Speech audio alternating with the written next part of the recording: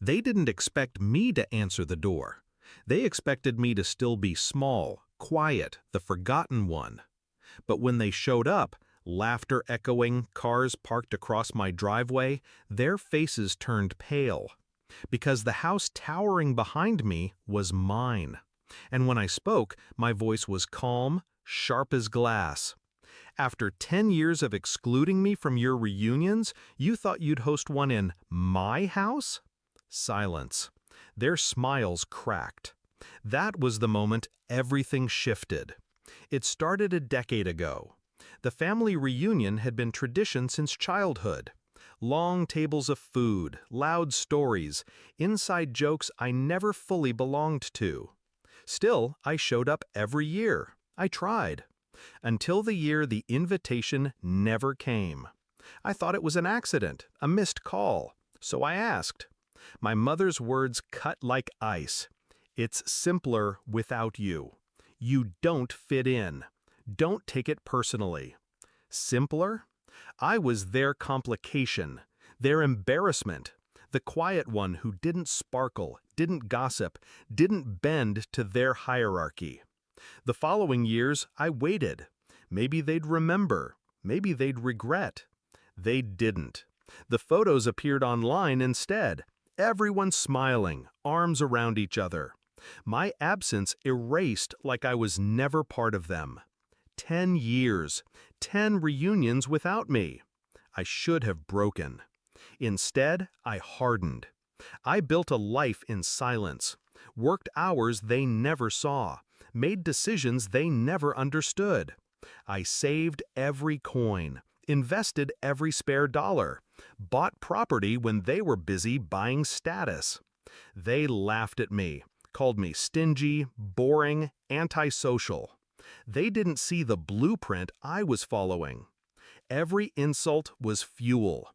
Every exclusion was another brick in the walls I was building, walls that would one day become a house none of them could touch. When the house was finished, I invited no one. No housewarming, no family visit. It was mine, and for the first time in my life, I felt untouchable. So imagine my amusement when I heard the news. This year's reunion had been canceled last minute because the old venue fell through. Imagine my laughter when I saw the cars rolling up my street, my driveway, like nothing had happened. They didn't even ask. They assumed. I opened the door that evening, letting them see the marble floors, the chandeliers, the life they never believed I could afford. Their chatter faltered. My sister's smile froze mid-sentence. My father cleared his throat, already defensive. "This place is perfect," my aunt said quickly. "We knew you'd be happy to host this year." Host. As if 10 years of silence meant nothing. As if I owed them. I let the pause stretch until the air grew heavy. Then I said, "After 10 years of excluding me, you think you can walk in here like it's yours?" Their faces shifted. Excuses tumbled out. "It wasn't personal. You're too sensitive. You know how it is. We didn't think you'd enjoy it." Every lie, every deflection, I'd heard them all before. I didn't raise my voice. I didn't break. Instead, I smiled, cold, controlled. "This house," I said slowly, "is built on every year you left me out, every insult, every laugh behind my back. While you were wasting money on appearances, I was building this, alone." My brother scoffed, trying to recover his pride. "So what? You're saying you don't want us here?" I stepped aside, gesturing to the door behind me. "I'm saying you're not welcome." The silence was sharp, broken only by the sound of someone's breath catching. Then my mother, the one who once told me it was simpler without me, whispered, "But we're family." I looked her in the eye. Family doesn't erase you for a decade and come back only when it's convenient. Her face crumbled. My father looked away. My siblings shifted uncomfortably, suddenly children again under the weight of truth. I closed the door. Not with a slam, not with anger, just a quiet, final click.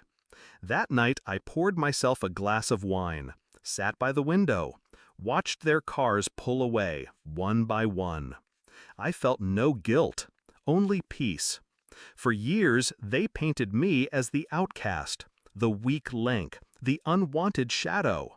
But the shadow had outgrown them, built something they could never claim. And when they saw it, when they realized I had risen higher without them than I ever could with them, their faces told me everything. People ask me sometimes if I miss them. The answer is simple. You can't miss what was never real. Blood isn't family. Respect is family. And they never gave me that. So when they showed up at my new house, expecting my hospitality, and I said those words, "After 10 years of excluding me, you thought you'd host one in my house?" That wasn't bitterness. That was closure. Because finally, I wasn't the forgotten one at the reunion table. I was the one who decided who sat at mine.